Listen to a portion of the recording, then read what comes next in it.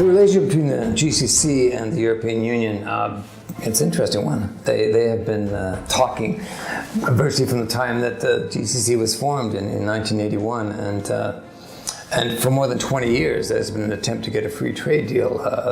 It hasn't happened. One of the reasons being that a free trade deal would include a human rights clause.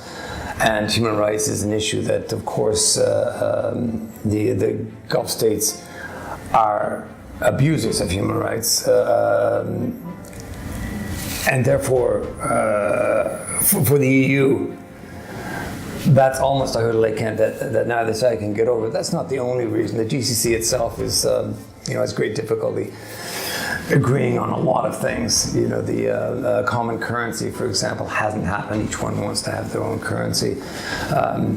The relations with Europe and the EU, they've been, I would think, somewhat strained, primarily because when the EU attempts to raise issues of human rights abuses, the GCC responds quite huffily.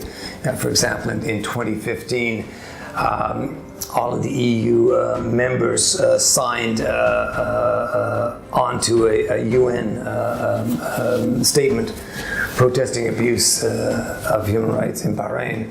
The response to the GCC was to cancel the meeting of their foreign ministers with EU foreign ministers. That's that kind of tit-for-tat approach. So they look upon the human rights as an irritant, that is the GCC as an irritant. The EU itself, I think, everything's driven by hydrocarbons. No one's going to push too hard on human rights because, money talks. And if you look at the arms sales, countries like Britain, France, Germany, they sell lots of weapons to the GCC states. The GCC states have lots of money to buy weapons. So when the EU does raise the issue of human rights, it's primarily seen as an irritant. Post-Arab Spring, there's probably a little more strain in the relationship in some ways.